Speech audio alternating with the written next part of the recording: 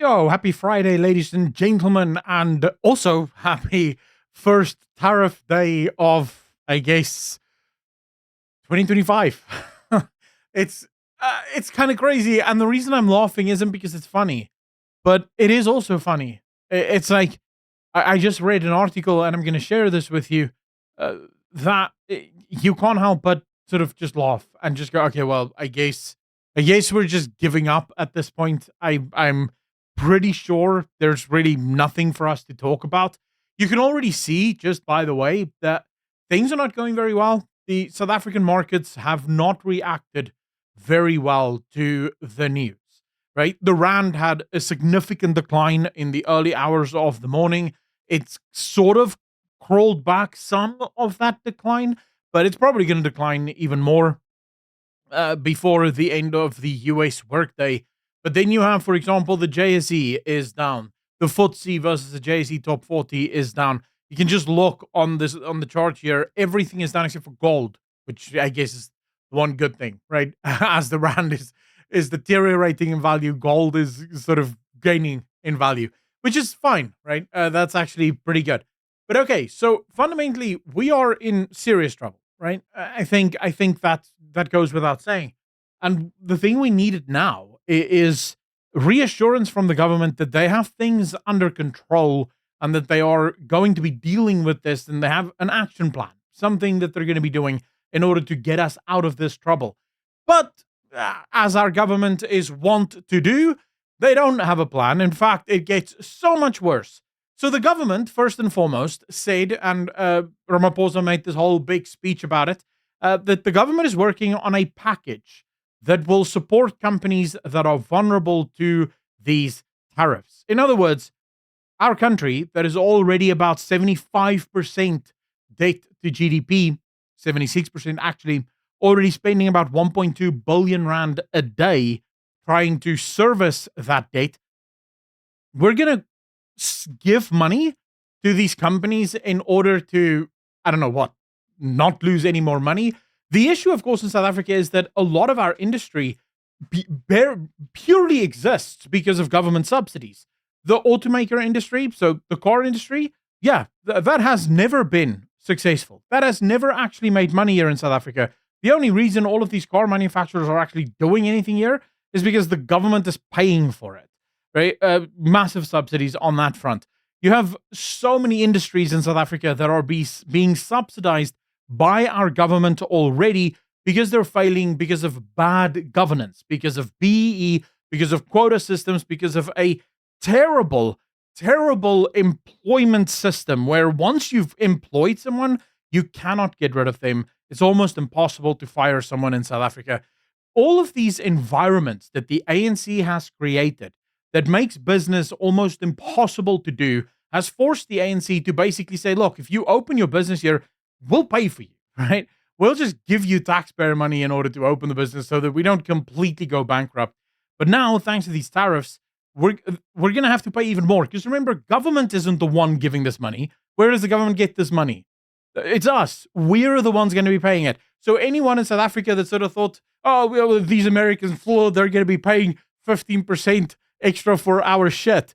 No, they're not, right? So we're going to be the ones paying for this because our government is going to be using our taxes in order to fund these corporations that are now going to suffer and be losing a ton of money. But of course, we don't know what the exact package will be because the ANC has had 3 months to prepare, but they're only starting to prepare today because the tariffs only came into effect today. Pre-planning and planning for the future, that's something that doesn't exist right now, right? But okay, so just a quick call out here on Daily Investor. I always like doing this when I'm dealing with the media because I think the media in South Africa can be just terrible at times. So the Daily Investor says, the US president falsely accused South Africa's government of permitting a genocide against white farmers. He never said that, right? He never said that they're permitting it, nor did he say that they're committing it. He said that there is one and that the government is doing nothing to stop it. There's a huge difference between what the hell you just said and what was actually said by Donald Trump. Now, you, all of the media, including News 24 and all the other corrupt corporate media, have consistently said, no, it's not true. It just didn't happen. But you've not provided any evidence for your claims other than 28,000 people lose their lives every single day in South Africa, every single year in South Africa. A bunch of farmers is the least of our worries. Okay, so you've just admitted that South Africa is a bloody war zone, right? But you haven't spoken to the incredible violence that is committed to white farmers in South Africa when they're killed, the lack of things being stolen on these farms when these farmers are killed, the fact that you have black murderers chanting, kill the boer, kill the farmer, whilst slaughtering white farmers and their wives and their children. You've not spoken to any of that. In fact, you don't even report on any of that. That's how not unbiased you are, right? But okay, so first, let's just get that right. And then, of course, allowed members of the ethnic white minority to apply for refugee status and expelled the nation's ambassador. Well, let's be clear on why the ambassador was expelled. The refugee thing, that's absolutely true. But the ambassador was expelled after he called Donald Trump a racist on live stream. No ambassador is allowed to do that. As ambassador, you're speaking on behalf of the country, not on behalf of yourself. So, of course, he was going to be expelled. But then, okay, so the Trump administration has also repeatedly clashed with leaders of the BRICS economic bloc, of which South Africa is a prominent member. Not anymore, really, but we used to be a prominent member in BRICS, at least when it was started. And yes, of course, Trump is going to clash with BRICS because the BRICS nations want to continue to do business with America, selling their shit to America, but they also want to replace the dollar. And anyone that says they've never explicitly said that, no, but they have, right? They've said that they want to create their own currency, they want to trade in their own BRICS currency, and then the currency will be available to everyone who wishes to trade in it. That is legitimately making the moves to replace the US dollar. Don't come at me with this, well, technically they haven't said it yet. Technically, just because I'm aiming the gun at you, technically I have not shot you yet, but I'm definitely planning to, right? So let's not get down that rabbit hole, shall we? But now here's where it gets troubling. This is like seriously the most troubling part of this whole thing. So Ramaphosa, speaking on this, 3 months, guys. We've had 3 months to get ready. And this is what he says, right? South Africa will continue to engage the US on a new trade accord and has submitted a framework deal that aims to enhance both trade and investment relations, Ramaphosa said in his statement. He goes on to say, all channels of communication remain open to engage with the US, and our negotiators are ready, pending invitation from the US. We're not even invited to speak to the United States. You guys will remember that a few days ago, we were told that we have a pre-deal deal that's signed with the Americans.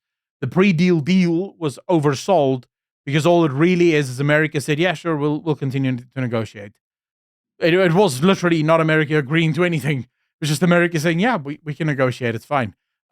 Which is what we were doing anyways, right?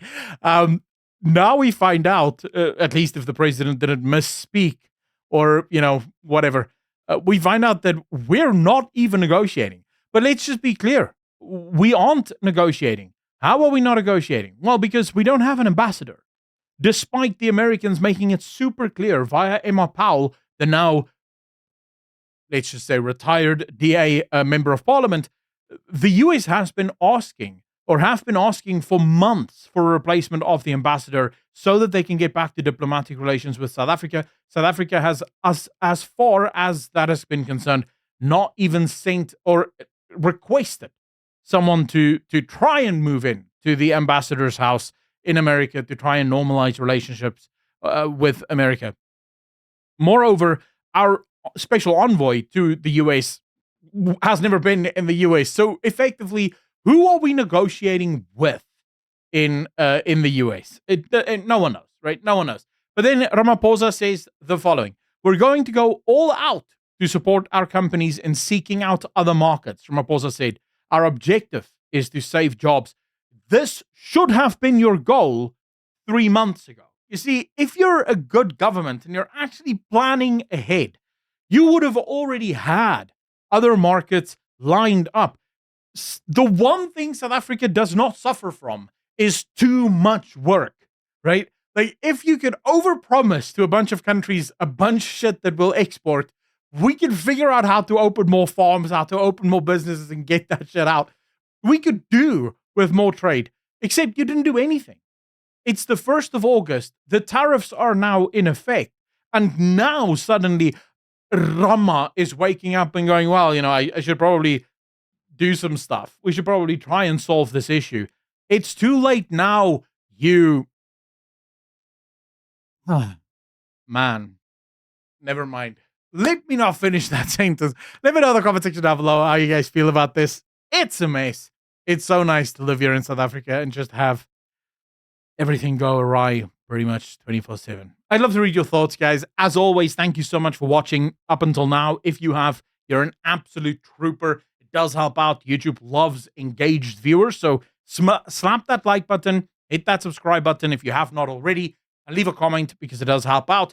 To all of the patrons and the channel members, I really appreciate your support. You allow me to continue doing what I'm doing.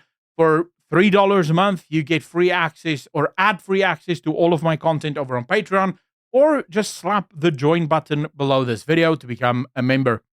As always, be good to each other, be kind to each other, and I'll see all of you in the next one. Peace.